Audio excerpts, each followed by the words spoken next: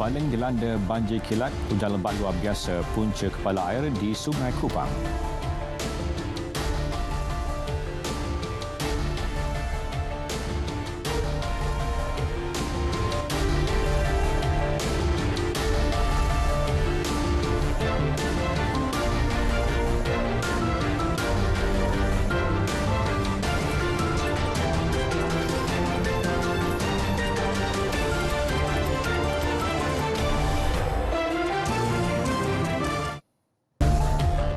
Assalamualaikum, salam sejahtera. Berita tengah malam bersama saya, Muhammad Shah Musa. Hujan lebat tanpa henti selama 3 jam petang tadi menyebabkan 4 buah kampung di daerah Baling, Kedah dilanda banjir kilat. 4 buah kampung terlibat ialah Kampung Iboy dan Kampung Tanjung Luas di Mukim Kupang serta Kampung Sedim dan Kampung Jernang di Mukim Bakai. 3 pusat pembinaan sementara PPS dibuka bagi menempatkan mangsa banjir pada malam ini. Berdasarkan rakaman video yang dirakam penduduk, kelihatan arus deras menyusuri Sungai Kupang sehingga melimpah dan memasuki penempatan penduduk berdekatan. Air sungai yang mengalir deras turut membawa batang pokok dan sampah sarap sehingga memenuhi jalan dan kediaman penduduk. Pegawai Pertahanan Awam Daerah Baling, Kapten Pertahanan Awam Rasidah Kasim berkata, pihaknya menerima laporan pada kira-kira pukul 6 petang dan anggota APM Baling kemudian membuat tinjauan ke lokasi kejadian. Anggota APM mendapati beberapa rumah dimasuki air yang turut sertai lumpur susulan banjir kilat tersebut.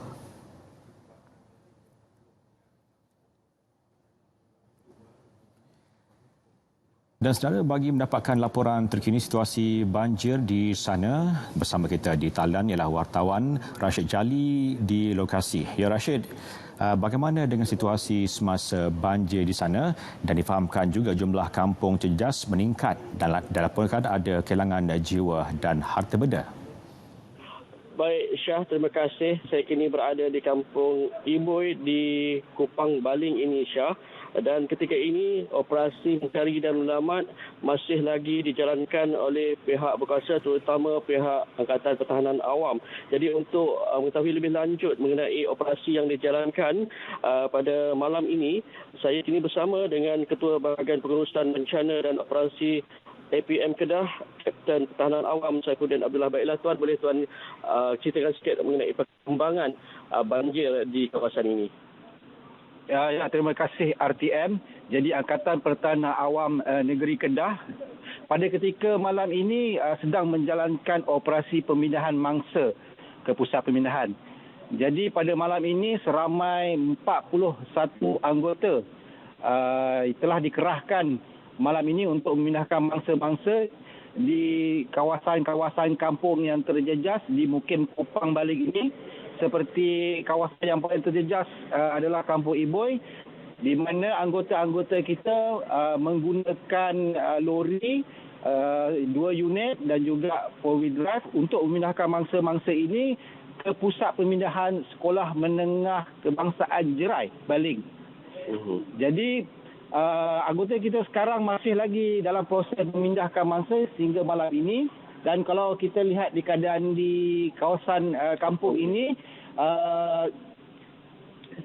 keadaan di sini gelap, gelita, lebih gelap kerana bekalan elektrik telah dipotong. Jadi kita mohon kepada penduduk-penduduk kampung sini supaya berusaha segera untuk keselamatan diri. Jadi pusat-pusat setakat ni, pusat pemindahan ada banyak berapa buah Tuan? Yang rasmi telah dibuka adalah satu, iaitu di SN Jerai. Dan kemungkinan boleh lagi pusat-pusat pemindahan pada masa-masa yang terdekat. Agaknya anggota yang untuk operasi menyelamat ni berapa lama? Telah kerahkan anggota APM balik 41 anggota untuk tugas malam ini. Ada kampung lain lagi? Ada juga kampung terjejas daripada Kampung Iboy seperti Kampung Sadik, Kampung dan kampung yang berhampiran. Okey. Jadi apa nasihat penduduk-penduduk yang terjejas banyak malam ini? Jadi saya mohon patuh pada arahan pihak kuasa ada juga beberapa tempat kita telah arahkan untuk berpindah ke pusat pemindahan. Jadi saya berharap agar semua penduduk-penduduk sini dapat memberikan kerjasama kepada arahan dan juga perintah daripada pihak berkuasa dari semasa ke semasa. Jadi operasi masih lagi teruskan? Kita teruskan juga untuk esok dan kita akan menambahkan lagi bilangan anggota mengikut keperluan.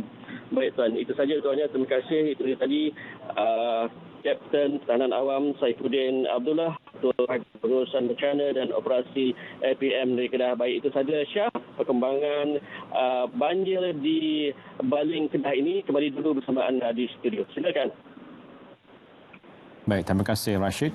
Sementara itu, Ketua Pemuda UMNO, Dato' Dr. Ashraf Wajdi Dusuki dalam kenyataan menerusi Facebook mendakwa 3 mangsa dilaporkan hilang di bawah arus deras dalam kejadian banjir lumpur berpunca daripada kepala air di Kupang, Baling Kedah petang tadi. Mangsa yang dilaporkan hilang ialah isteri, anak dan menantu kepada bekas Ketua Cawangan UMNO Kampung Iboy Baling.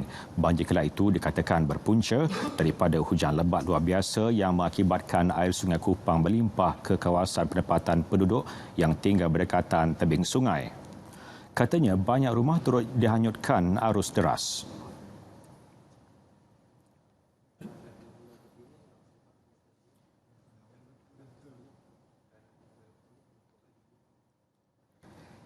Ekonomi digital negara terus dirancangkan menerusi rangka kerja inisiatif baharu dikenali sebagai Malaysia Digital MD.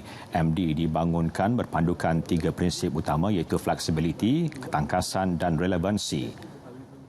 Perdana Menteri berkata MD menerusi projek Mangkin MD atau Pemangkin akan berfungsi secara holistik dalam mentransformasikan ekosistem ekonomi digital negara menerusi 3 keutamaan strategik.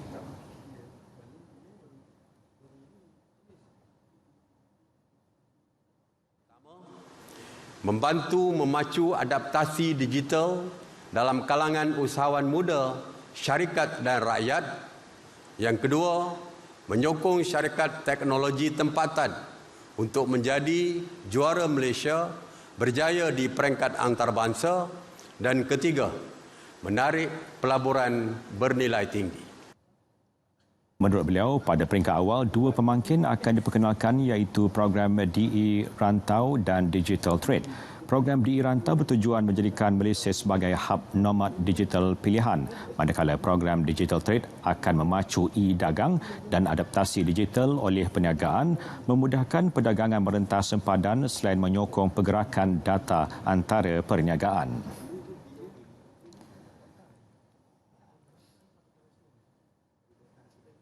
Malaysia Digital MD merupakan satu fasa baharu untuk memacu ekonomi digital negara. Menteri Komunikasi dan Multimedia Tan Sri Anwar Musa berkata, MD adalah satu fasa penting dan bersesuaian dengan aspirasi diutamakan Perdana Menteri iaitu untuk merakyatkan penyertaan ekonomi melalui penglibatan dalam sektor ekonomi digital. Ini bertepatan berlaku di saat negara insya-Allah bergerak menghampiri pencapaian konektiviti 100%. Dengan kelajuan speed telah pun melepasi secara hitung panjang melebihi daripada 40 megabit per second. Dan sejumlah lebih daripada 7 juta premise passed yang mula mempunyai keterhubungan secara fixed line yang memungkinkan prasarana yang lebih berkualiti tinggi disiapkan dalam negara. Beliau berucap pada Majlis Pelancaran Malaysia Digital di Ibu Negara petang tadi.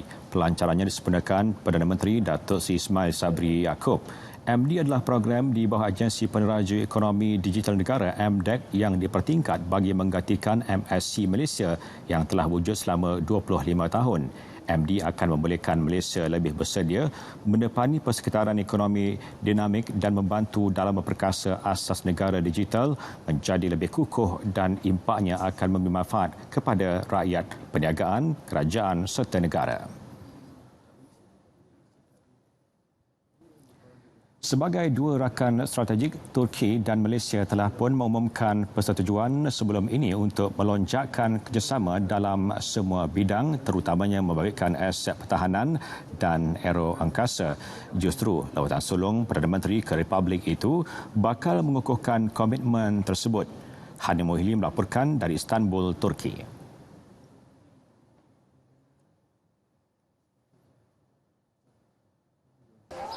Syarikat Pertahanan Turki telah menjadi pemain global menerusi sistem dan produk tempur. Mereka terbuka bekerjasama dengan negara-negara lain, khususnya Malaysia yang merupakan rakan dagangan terbesar di ASEAN. Ia bagi menjalin hubungan jangka panjang berdasarkan strategi menang-menang termasuk pertukaran teknologi, pengeluaran dan pemasaran bersama. Kita telah pun menyaksikan pavilion Turki memenuhi hampir separuh daripada ruang pameran perkhidmatan pertahanan Asia DSA dan pameran keselamatan kebangsaan NatSec Asia 2022 yang diadakan di Malaysia pada Mac lalu. Sebanyak 32 syarikat Turki mengambil bahagian. Bulan lepas, Perdana Menteri memaklumkan Malaysia akan meneroka peluang kerjasama perkongsian teknologi dengan syarikat Turki. Makina Kimia Industrisi Kurumu MKI dan Turkish Aerospace Industry TAI telah mempelawa beliau untuk melawat kilang mereka di Ankara. Jadi ini bertepatan dengan jemputan yang dipanjangkan oleh Presiden Erdogan kepada Perdana Menteri untuk pertemuan sulung kedua-dua pemimpin. Akhir 2021, Turkish Aerospace membuka pejabat baharu iaitu pusat reka bentuk dan kejuruteraan pertamanya di Asia Tenggara di Selangor. Dalam satu kenyataan, Turkish Aerospace berkata ia juga akan terus melabur dan menjalinkan kerjasama di Malaysia bagi membangunkan teknologi generasi baharu termasuk dalam bidang industri pertahanan dan penerbangan. Kehadiran Turkish Aerospace di Malaysia mampu memperkukuhkan ekosistem aeroangkasa negara, pada masa sama menjadi platform kepada syarikat itu meluaskan kehadirannya di ASEAN termasuk dalam sektor pembuatan serta perkhidmatan bernilai tinggi. Berdasarkan rancangan Malaysia ke-12, menjadi negara aeroangkasa terkemuka di Asia Tenggara adalah salah satu tumpuan Malaysia bagi memenuhi objektif yang lebih luas untuk mencapai aspirasi pelaburan nasional NIA dan matlamat pembangunan mampan Malaysia. Untuk rekod, Malaysia dan Turki adalah rakan kongsi rapat dan negara persaudaraan sejak hubungan diplomatik terjalin pada tahun 1964. Menurut Menteri Luar Turki, dengan jumlah dagangan antara kedua-dua negara melonjak 7% tahun lalu berbanding 2020, volume perdagangan dua hala meningkat lebih daripada 30%. Hani Mohili, Istanbul, RTM. Polis menahan seorang lelaki di sekitar Permas Jaya, Johor Bahru disyaki membunuh isteri dan bayinya yang berusia 3 bulan di Bakar Batu, Johor Bahru kira-kira 12.30 tengah hari Isnin. Lelaki berusia 24 tahun itu ditahan kira-kira 2.45 petang semasa menunggang motosikal dalam keadaan tidak berpakaian. Ketua Polis Daerah Johor Bahru Selatan DCP Raup Selamat dalam kenyataannya berkata polis turut merampas sebilah pisau pemotong daging dan motosikal ditunggang. Suspek dipercayai mengelar isterinya 26 tahun dipercayai baru habis berpantang dan bayi lelaki mereka berusia 3 bulan sebelum melarikan diri. Suspek akan dibawa ke Mahkamah Magistrate Johor Bahru esok untuk mendapatkan perintah riman. Kes disiasat mengikut Seksyen 302 Kanun Keseksaan. Orang awam yang mempunyai maklumat kejadian diminta menghubungi Balai Polis Pampiran atau Pegawai Penyiasat ESP R. Katirash di talian 013-447-2909. Terdahulu tular di media sosial rakaman video yang memaparkan seorang lelaki menunggang motosikal dalam keadaan tidak berpakaian di atas jalan raya.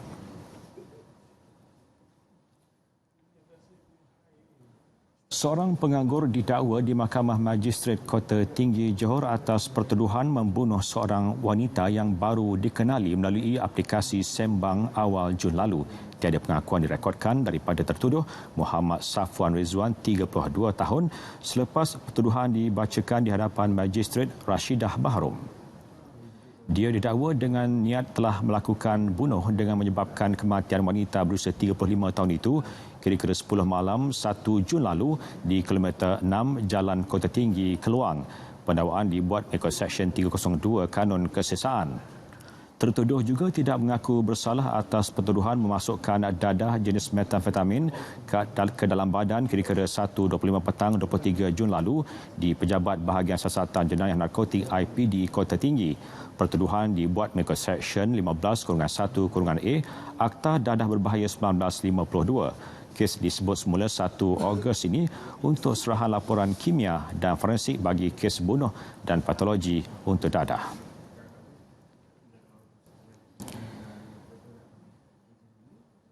Di Kelang, Selangor pula seorang penganggur dihadapkan ke Mahkamah Magistrate atas pertuduhan membunuh teman wanitanya bulan lalu.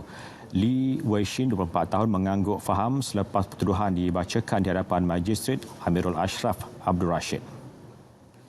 Tiada pengakuan direkodkan berikutan kes bunuh di bawah bidang kuasa Mahkamah Tinggi. Lee didakwa membunuh seorang remaja perempuan berusia 16 tahun di sebuah rumah di Kampung Idaman, Pelabuhan Kelang pada 3.40 pagi 26 Jun lalu.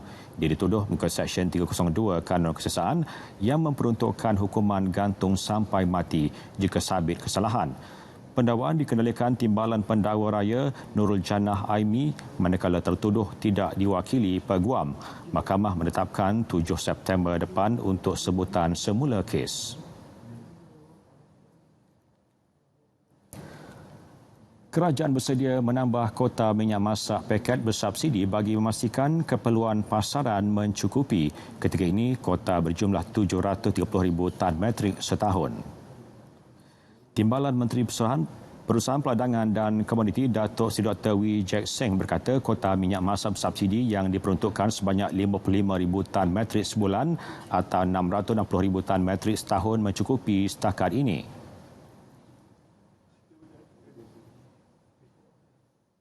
Kita tahu bahawa peruntukan itu setakat ini kita nampak tak ada isu. Sebab untuk B40, RM2.5 itu tetap kita buat subsidi. Tak ada kekurangan. Jadi bagi pandangan saya, kalau benar katakan tak cukup, maka boleh tambah. Kota pun tak ada isu, kerajaan boleh buat tambahan. Bagaimanapun beliau berkata terdapat aduan yang diterima mengenai kekurangan bekalan minyak masak bersubsidi dan pihaknya akan memanjangkan isu berkenaan kepada KPDN HEP untuk tindakan lanjut.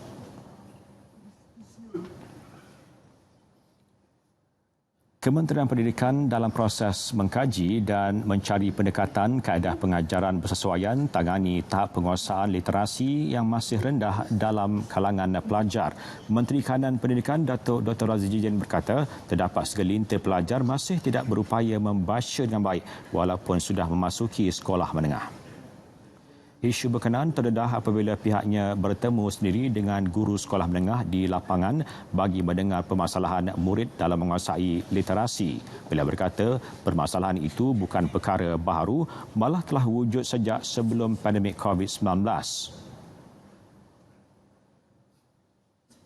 Ini merupakan salah satu cabaran utama di mana murid masuk ke sekolah menengah masih belum boleh membaca. Sebab itu saya jelaskan tadi bahawa saya telah berbincang dengan Ketua Pengarah Pendidikan Malaysia untuk melihat apakah pendekatan yang mungkin berbeza yang kita boleh gunakan dalam konteks literasi ini bagi membolehkan pengajaran membaca itu dapat dilaksanakan dengan pendekatan yang bukan sahaja berdasarkan suku kata tetapi pendekatan yang berbeza, mungkin fonetik dan sebagainya. Beliau berkata demikian dalam sidang media selepas majlis perasmian Seminar Nasional Pengurusan dan Kepimpinan Pendidikan ke-29 di Institut Amiruddin Baki, Genting Highlands, Pahang.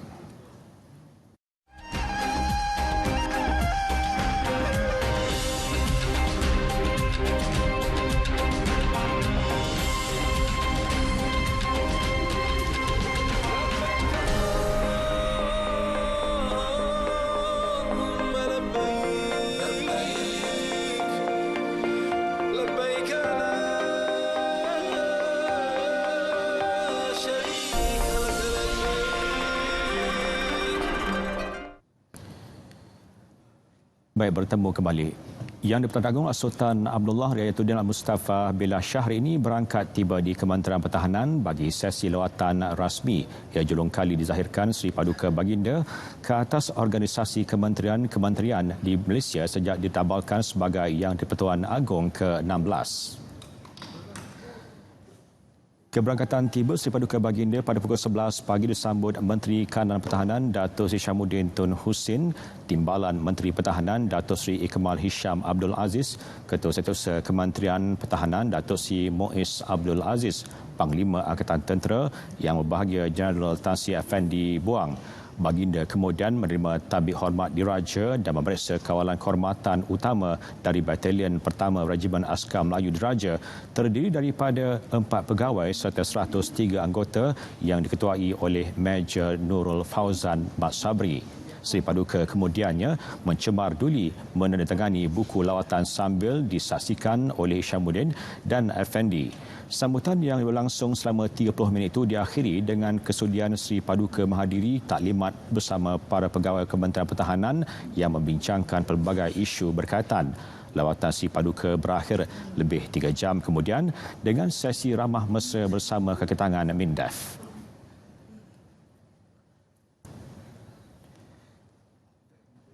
Raja Pemaisuri Agong Tunku Hajah Azizah Aminah Maimunah Iskandariah berkenan melawat Pusat Kecemerlangan Teknikal Sarawak Sentex di Santubong hari ini yang merupakan lawatan pertama dalam siri lawatan sepanjang baginda berada di Kuching selama 4 hari. Ketibaan Raja Pemaisuri Agong yang diiringi Menteri Pembangunan Wanita, Kanak-kanak dan Kesejahteraan Masyarakat Datuk Seri Fatimah Abdullah pada pukul 3 petang disambut oleh isteri Speaker Dewan Undangan Negeri Sarawak Puan Sri Datin Amar Fatimah Iskandar. Turut hadir Menteri di Jabatan Premier Sarawak Datuk Sharifah Hasidah Said Aman Ghazali. Tunku Azizah serta rombongan yang meluangkan masa hampir 2 jam di pusat berkenaan telah diberi penerangan mengenai perkembangan terkini serta produk-produk keluaran Akademi Teknologi Warisan dan Gastronomi Sentex. Pada lawatan tersebut, Raja Pemaisuri Agong turut berpeluang menunjukkan kemahiran menjahit beliau dalam satu demonstrasi menyulam kain tudung keringkam. Baginda turut dipersembahkan dengan peragaan busana songket kontemporari dengan sentuhan moden pereka fashion tempatan Dato' Raymond Jolie, Wan Bainun Wan Zaizuddin, Dato' Asfarina Samion Mon dan Harizan Khaidir.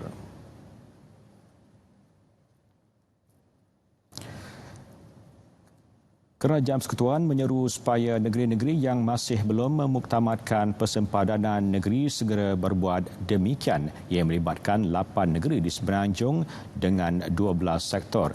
Antara sektor tersebut ialah Pahang, Kelantan melibatkan jajaran sepanjang 272.7 km, Perak, Selangor 217.5 km dan Johor Pahang 176.4 km. Menteri Tenaga dan Sumber Asli Datuk Seri Taqiyuddin Hassan berkata melalui penentuan sempadan yang jelas, kerajaan negeri dapat merancang dan melaksanakan projek pembangunan di sempadan dengan lebih teratur dan bersepadu selain dapat mencegah pencerobohan tanah dan penerokaan sumber secara tidak sah. Saya yakin dan percaya Jabatan Ukur dan Pemetaan kita ini sedang menguruskan perkara ini di antara negeri-negeri. Saya telah meminta Jepun supaya mempercepatkanlah proses ini. Kerana sebagaimana disebut oleh Yang Berhormat Datuk Puteri Besar tadi lah, dia banyak perkara-perkara yang tidak selesai kalau sekiranya pemuktamadan sempadan ini tidak dapat difinaliskan. Satu, penguatkuasaan PBT misalnya sebagaimana disebut tadi. Kemudian dari segi merancang pembangunan, kebenaran merancang dan sebagainya banyak tidak selesai kalau sempadan tak diutamakan. Beliau terdahulu menyaksikan upacara menandatangani perjanjian darat antara Selangor dan Negeri Sembilan yang disempurnakan Menteri Besar Selangor Datuk Seri Amiruddin Syari dan Timbalan Setiausaha Kerajaan Pembangunan Negeri Sembilan Datuk Muhammad Nahar Muhammad Siddiq. Sempadan Selangor dan Negeri Sembilan meliputi jajaran sempadan darat dan sungai bermula dari titik pertemuan sempadan antara 3 negeri iaitu Selangor, Negeri Sembilan dan Pahang serta berakhir di muara Sungai Sepang melibatkan jajaran sepanjang 111.9 km. Jabatan Ukur dan Pemetaan Malaysia memulakan kerja penandaan dan pengukuran sempadan Selangor Negeri Sembilan pada 5 Mei 2016 dan siap pada 17 Mac 2018.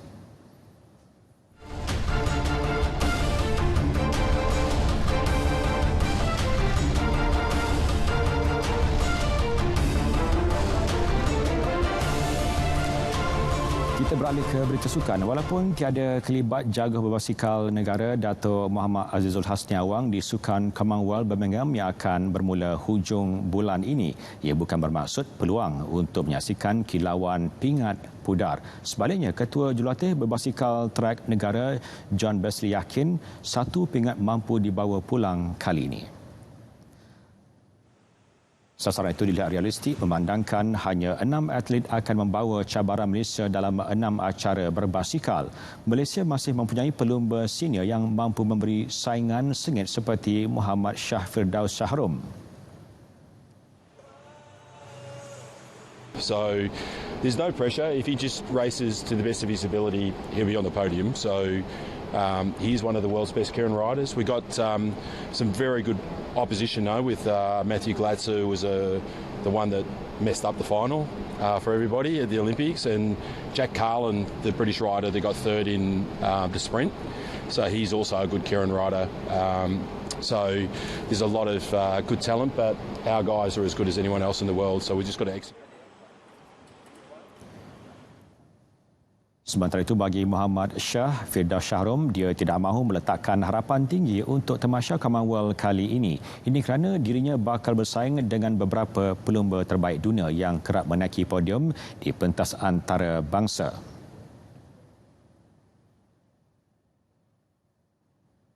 InsyaAllah, tapi dalam track cycling ni anything can happen kan, sebab kita tak tahu, kita pun tak boleh underestimate riders kan, sebab kita kat sana kita ada world record holder, semua yang memang top cyclist in the world semua ada dekat Commonwealth tu. Ketika ini, Shah Firdaus dan rakan-rakan fokus menjalani latihan di Velodrome Nasional Nilai dan berharap dapat mengekalkan momentum sehingga bermulanya saingan. Saya akan lakukan pada waktu yang tepat. Itu jawapan legenda badminton negara Dato' Lee Chong Wei ketika ditanya adakah beliau sedia menerima jika diberi tawaran untuk memegang jawatan di dalam Persatuan Badminton Malaysia BAM. Menurut beliau, dirinya masih belum bersedia untuk menggalas tanggungjawab berat berkenaan.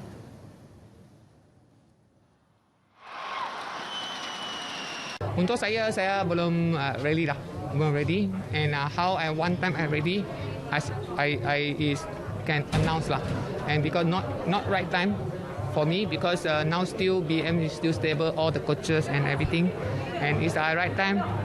I must sure, I must help this my loving country. Okay, Malaysia is my country. Ketika ini, bekas pemain perseorangan lelaki negara Wong Chun Han memegang jawatan pengarah kejurulatihan BM, manakala Raisin Manaki dari Indonesia merupakan pengarah kejurulatihan beregu. Beliau ditemui ketika Majlis Legend Vision yang diadakan sempena kejohanan terbuka Malaysia baru-baru ini.